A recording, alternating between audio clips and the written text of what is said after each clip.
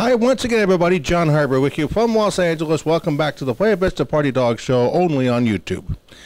Now, we go to our second segment. The giant Belgian Brazilian Brewer InBev wants to take over Anheuser-Busch, the company behind the great American lager, Budweiser. It's picking a fight with the Busch family and a lot of U.S. beer drinkers. Now, that's one of many reasons beverage sector experts and more than a few Bud drinkers are rolling their eyes at an audacious play by Brazilian brewery giant InBev for Anheuser-Busch Incorporated, known on the New York Stock Exchange as Bud. The St. Louis company makes the iconic Budweiser brand that's as American as hot dogs, apple pie, and baseball. InBev chief Carlos Brito insists his proposed $46 billion takeover of Bud will bring bigger profits in part by helping his company sell Budweiser in fresh bistros, German beer gardens, Chinese nightclubs, and similar spots around the globe. We have operations in 130 countries, and that'll be a great platform to develop that brand, Brito says in a video interview you can find at InBev's website. And he got an important endorsement this week when the legendary Warren Buffett, whose Berkshire Hathaway owns 5% of Anheuser-Busch, came out in support of the offer. Now, analysts, though, are wondering where Brito may have downed one too many Stella Artois, the premium in-brew beverage that Brito says he prefers at home in Belgium. Europeans have no interest in drinking watery American beer. Asians generally do not want our beer. It's a completely different product, says Victory Capital Management beverage sector analyst David Kolpak. Beer is not like soda. With a few exceptions like Corona and Heineken, beer does not cross borders very well. Now, if Europeans and Asians do not like Budweiser or Bud Light, so be it, so said Bud aficionados who have a clear message for Brito. Don't ruin America's most popular beer by turning Anheuser-Busch into a Belgian company. Now, given the rich American history behind Anheuser-Busch, selling to a foreign company would take away from the all-American image that they portray, according to one of the organizers of the SaveBudweiser.com website. And I'll tell you, I went to the site yesterday, and over 50,000 signatures have already gone up there. In fact, I checked. Let me think about it. It says in the article here we printed out the other day it was 48,000, but it's more now. It's gone up to close to 70,000. Signed an online petition against the deal. MSN Money readers posted many similar opinions on message boards. And one person said, "Seriously, do you want to see everything used in America have a label that says it was made somewhere else? There are a few things we have left to call our own. There are very few things we have left to call our own." Now, of course, with several big cross-border takeovers under his belt and more than 200 brands, InBev chief Brito knows how to confront these kind of concerns. Brito said, quote, "The whole heritage around the brand of the St. Louis ties, we intend to keep that going because they're important for the business and for us. But a merger wouldn't be a merger without big change at the company that gets taken over. This is what would happen at a new Anheuser-Busch owned by InBev."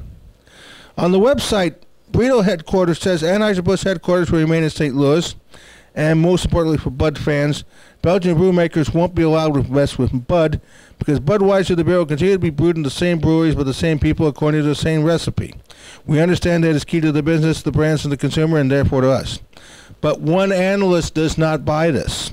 "I would say the odds are high they would change the recipe to reduce costs," says a consumer staples analyst, Marianne Montagne, who works for Thrivent Financial for Lutherans. "Every new owner I have ever seen in the industry has changed the recipe." Now, InBev, with owns some 200 beer brands, is known for aggressively stripping out costs after a takeover. Press reports say InBev hopes to wring $1.4 billion of annual costs out of Anheuser-Busch by 2011. But it is not clear where the money would come from, said David Kolpak. There's little geographical overlap between the two companies, leaving little room for savings from consolidation. And while Anheuser-Busch pumps a ton of money into marketing and advertising, by one estimate close to $500 million a year, it actually spends less per barrel of beer than competitors. That suggests not much room to come there either. Now, InBev comes in and slashes Bud's marketing budget. Anheuser-Busch will immediately begin to lose market share because of how intense the competition is.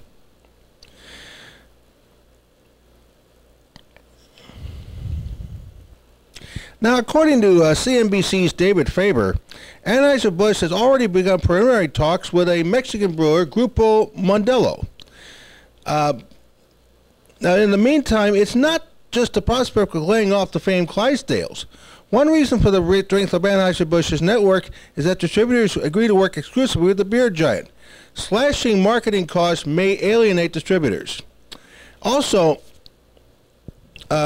Deutsche Bank analyst Mark Greenberg says that while InBev may claim a bigger company would be able to pressure suppliers to reduce prices, in an age of sky-high and rising commodity prices, it is not believable.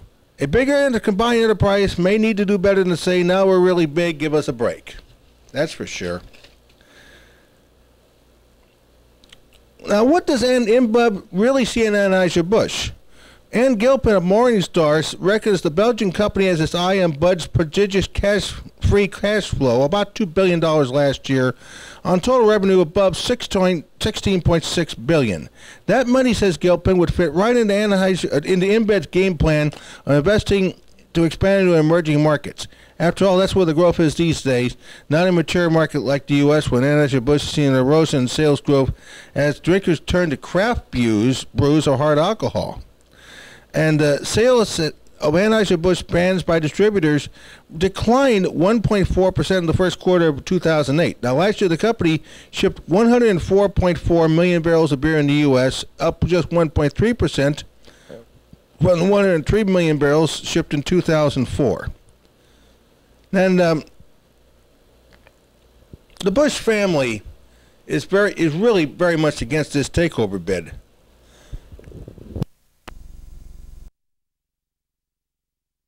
August Busch IV report